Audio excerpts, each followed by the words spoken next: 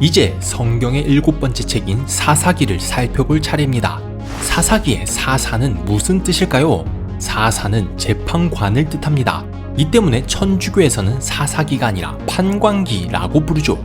사사기의 배경을 살펴보면 당시 이스라엘은 아직 중앙 집권 국가 형태를 갖추지 못한 부족 연맹체였습니다. 쉽게 말해서 아직 왕이 없고 대신 여러 부족이 연합하여 국가를 운영했죠. 그런데 부족 연맹체는 치명적인 단점을 가지고 있습니다. 바로 위기 상황에서 컨트롤 타워가 없다는 점. 가령 적이 쳐들어왔을 때 부족 연맹체는 적을 효과적으로 상대하지 못했습니다. 각 부족이 제각각의 이해관계에 따라 제 맘대로 움직였기 때문이죠. 이 단점을 극복하려면 적어도 위기 상황에서만이라도 여러 부족을 통합 지휘할 수 있는 강력한 지도자가 필요했는데 이스라엘은 이 지도자를 사사라고 불렀습니다. 그러니까 사사기는 이스라엘을 통합 지휘했던 사사들을 기록한 책입니다. 사사기를 살펴보면 특징적인 구조가 눈에 띕니다. 바로 똑같은 패턴의 이야기가 반복되어 나타난다는 점이죠. 가나안에 입성한 이스라엘은 하나님의 말씀에 따라 가나안 원주민을 모두 쫓아내야 했지만 그들을 쫓아내지 않고 대신 노예로 삼습니다. 그 결과 가나안 원주민의 문화를 조금씩 받아들이고 급기야 그들이 믿던 신까지 섬기게 되죠. 하나님이 가장 싫어하는 것이 바로 우상 숭배라는 사실 기억하시죠? 하나님은 크게 분노하여 이스라엘이 다른 나라의 지배를 받게 합니다. 그러면 이스라엘은 우리가 잘못했습니다 라고 하나님께 부르짖고 하나님은 이스라엘을 구원할 사람을 보냈는데 그가 바로 사사였습니다. 사사가 이스라엘을 다른 나라의 손에서 구해내면 이스라엘은 한동안 하나님을 잘 섬기죠. 그러나 사사가 죽으면 이스라엘은 또다시 이방신을 섬길 뿐만 아니라 이전 세대보다 더 타락한 생활을 합니다. 그러면 하나님은 이스라엘을 벌하고 이스라엘은 하나님께 부르짖고 하나님은 사사를 보내고 사사는 이스라엘을 구원하고 이스라엘은 또다시 타락하고 사사기에는 이런 악순환이 반복되어 나타납니다. 사사기에 등장하는 사사는 모두 12명입니다. 이 중에서 2명의 사사만 대표적으로 알아보죠.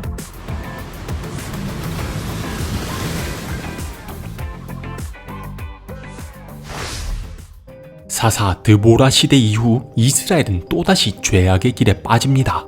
분노한 하나님은 미디안 사람들이 이스라엘을 억누르게 허락하는데 그들이 이스라엘 땅에 수시로 쳐들어가 밭을 망쳐놓고 동물을 약탈합니다.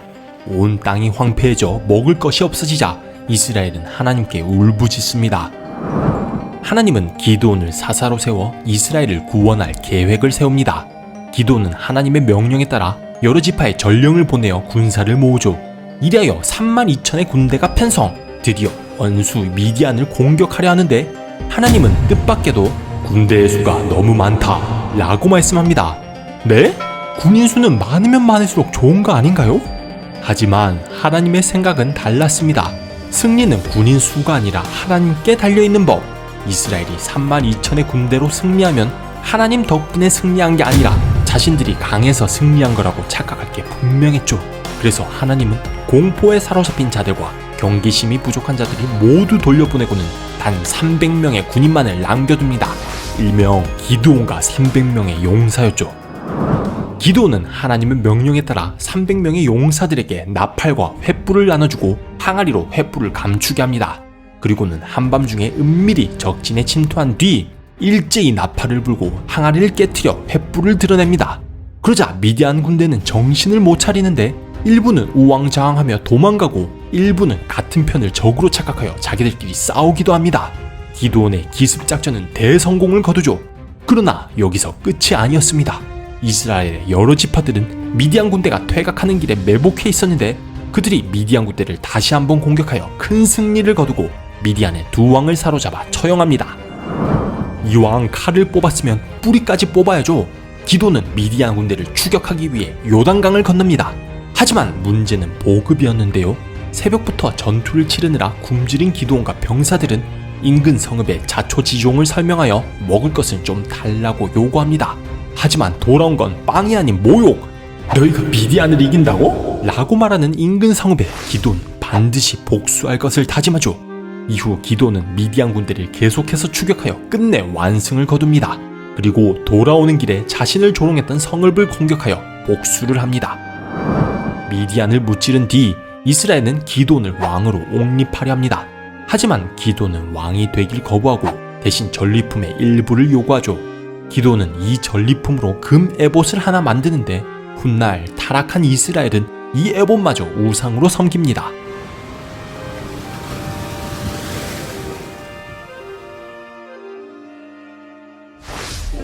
사사 압돈이 죽은 뒤 이스라엘은 또다시 죄악의 길에 빠집니다. 분노한 하나님은 블레셋이 이스라엘을 지배하도록 허락하는데 그 기간은 무려 40년이었죠. 고통받던 이스라엘이 하나님께 부르짖자 하나님은 그 유명한 삼손을 사사로 세워 이스라엘을 구원할 계획을 세웁니다. 한편 삼손은 태어나기 전부터 하나님께 바쳐진 사람, 즉 나실 사람이었습니다. 때문에 그는 술도 마시지 않고 머리카락도 자르지 않았죠. 하나님은 삼손에게 어마어마하게 센 힘을 주셨습니다. 세월이 흘러 삼손은 블레셋 여자와 사랑에 빠집니다. 성경은 이것이 하나님께서 블레셋을 치실 계기로 삼으려고 하신 일이라고 기록했죠. 대망의 혼인잔치 날 신랑 삼손은 블레셋 하객들과 수수께끼 맞추기 내기를 하는데 꽃 30벌을 건 내기였습니다. 그런데 정답을 알지 못한 블레셋 하객들이 삼손의 신부를 협박하여 정답을 알아냅니다. 화가 난 삼손은 인근 주민 30명을 죽인 뒤 그들의 옷을 블레셋 하객들에게 던져주고는 이스라엘로 되돌아가 버리죠. 그러자 삼손의 장인은 고민에 빠집니다. 삼손이 화가 많이 난 것 같은데 돌아올까? 안 돌아오면 내 딸은 과부가 되는데. 결국 삼손의 장인은 자기 딸을 삼손의 친구에게 주어 결혼하게 합니다. 이리하여 막장 드라마가 시작되죠. 얼마 뒤 삼손은 아내를 보려고 장인 집에 오는데 내 아내가 내 친구의 아내가 되어 있는 상황. 화가 나지 않을 사람이 있나요? 삼손은 여우 300마리를 붙잡아 그 꼬리에 불을 붙이고는 블레셋 사람들의 밭으로 내몰아 버립니다. 불타는 밭을 보면서 블레셋의 지도자들은 무슨 생각을 했을까요? 민심을 다독이려면 반드시 복수하는 그림을 보여줘야 하는데 그렇다고 삼손을 건드릴 순 없고, 고민하던 블레셋 사람들은 삼손의 장인과 그 딸을 화형시켜버립니다. 내 아내를 화형시켜? 눈이 뒤집힌 삼손은 블레셋 사람을 닥치는 대로 폭행하고는 유유히 이스라엘 땅으로 돌아갑니다. 이쯤 되니 이게 누구 잘못인가를 따질 필요가 없게 됐습니다. 이젠 그냥 자존심 싸움이 된 거예요. 그런데 블레셋도 체면이 있지. 한 나라가 한 사람한테 당하는 꼴을 그냥 내버려두면 이건 국내 정치에도 큰 문제가 될 게 분명했습니다. 게다가 블레셋은 이스라엘을 지배하고 있는 상황. 그래서 블레셋은 그냥 필살기를 쓰는데 군대를 보내버립니다. 그러니까 동네 싸움이 커져서 군대를 보내버린 거예요. 이스라엘 사람들은 화들짝 놀랐겠죠. 고래 싸움에 새우등 터지는 꼴이 된 겁니다. 이스라엘 사람들은 다급히 삼손을 찾아가 자신들의 난처한 입장을 전달합니다. 그러자 삼손은 자신을 포박하라 말하고는 순순히 블레셋으로 끌려가죠. 그러나 삼손은 블레셋에 도착하는 바로 그때 자신을 결박하던 밧줄을 끊어버리고는 낙이 턱뼈를 휘두르며 블레셋 사람 무려 1000명을 숨지게 합니다. 1000명이 한 명을 당해내지 못하다니 망신도 이런 망신이 없죠. 블레셋은 복수할 기회를 노립니다. 그런데 삼손이 드릴라라는 여자와 사랑에 빠졌다는 소문이 전해집니다. 블레셋은 은밀히 드릴라에게 접근하여 삼손의 강력한 힘의 원천을 알아내면 돈을 주겠다고 제안합니다. 드릴라는 이 제안을 받아들이죠. 이때부터 드릴라는 삼손에게 당신의 그 엄청난 힘은 어디서 나오나요? 라고 끈질기게 묻기 시작합니다. 질문 공세에 괴로워하던 삼손은 내 머리카락을 자르면 힘이 사라진다 라고 대답하죠. 드릴라는 삼손이 잠든 사이 그의 머리카락을 자르는데 이때 하나님이 삼손을 떠납니다. 삼손에게 있던 엄청난 힘도 한순간에 사라지죠. 이후 블레셋 사람들은 삼손을 붙잡고는 그의 두 눈을 뽑아 감옥에 가둡니다. 시간이 흘러 블레셋은 자신들의 신에게 제사를 드리며 큰 잔치를 벌입니다. 그리고 자신들을 괴롭히던 악당 삼손을 끌고 나와 백성들의 구경거리로 삼게 하죠. 블레셋 사람들의 구경거리가 되지만 삼손은 좌절하지 않습니다. 오히려 이를 신이 주신 마지막 기회라고 여겼죠. 그는 신전을 버티고 있는 두 기둥을 잡은 뒤 하나님께 이번 한 번만 힘을 주시기 바랍니다. 블레셋 사람들과 함께 죽게 하여 주십시오 라고 외치며 신전의 두 기둥을 밀어냅니다. 이리하여 신전은 무너지고 수많은 블레셋 사람이 삼손과 함께 사망합니다. 현대 문명사회를 지탱하는 피라미드의 가장 밑바닥에는 무엇이 있을까요? 바로 법입니다. 법하면 뭔가 어렵고 딱딱해서 나와는 상관없는 거라고 생각하기 쉽지만 사실 법은 우리와 아주 밀접하게 연관되어 있습니다. 법은 우리 사회의 규칙을 만들기 때문이죠. 빨간불에 멈추고 초록불에 건너기, 용변은 화장실에서 보기, 남의 물건을 빼앗지 않기 등은 법을 통해 형성된 우리 사회의 대표적인 규칙입니다. 그런데 만약 법이 없다면 어떻게 될까요? 도로는 마비되어 아비규환이 될 것이고, 위생은 불결하여 전염병이 돌 것이고, 치안은 불안정하여 어딜 가든지 불안에 떨 것입니다. 법 없는 세상은 마치 동물이 사는 야생이나 다름없죠.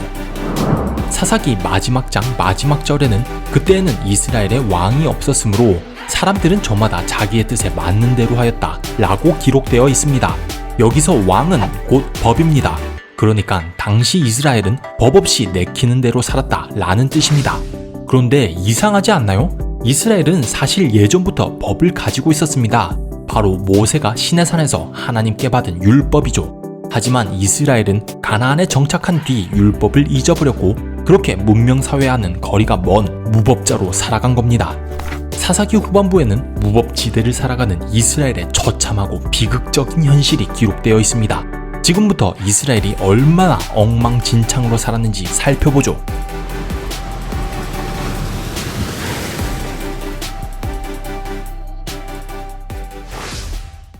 어느 시골 골짜기에 미가라는 사람이 살고 있었습니다. 그는 집에 개인 신당을 두었는데요. 신께 자주 제사를 지내면 많은 복을 받을 거라고 믿었기 때문이죠. 그는 값비싼 은을 덧입힌 우상 신상을 개인 신당에 모셨고 또 자기 아들 중 하나를 제사장으로 삼아 그럴듯한 구색도 갖췄습니다.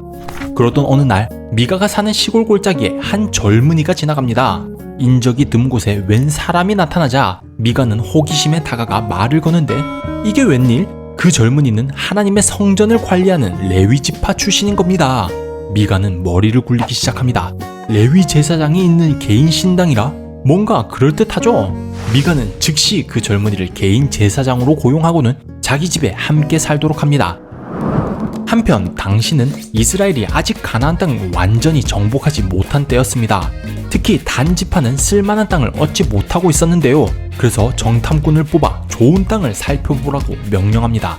정탐꾼들은 이곳저곳을 둘러보다가 우연히 미가의 집에서 하룻밤을 묵는데 그곳에 웬 레위 사람이 있는 겁니다.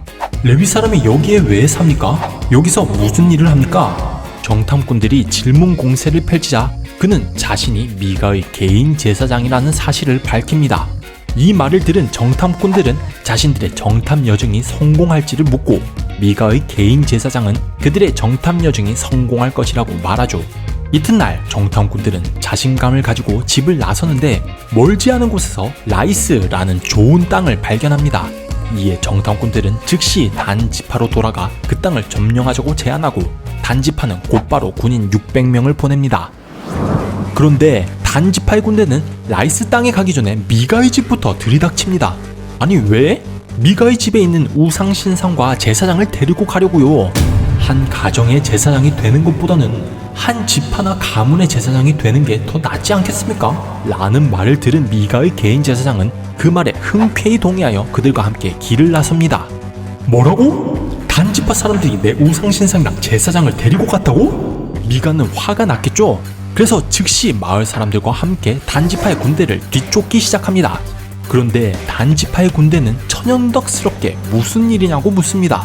미가는 대노하여 내 우상신상과 제사장을 돌려줘! 라고 말하지만 살고 싶으면 조용히 집으로 돌아가! 라는 말을 듣고는 한껏 기가 죽어서 군말 없이 집으로 돌아갑니다. 이후 단지파의 군대는 라이스 땅을 점령하여 그곳에 정착합니다.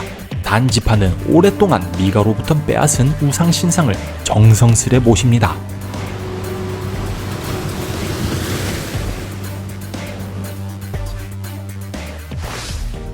한 레위 남자가 있었습니다.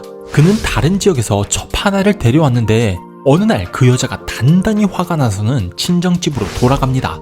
여자는 4개월이 지나도록 돌아오지 않고 결국 남자는 자기 종과 함께 여자를 데리러 장인집을 찾아갑니다.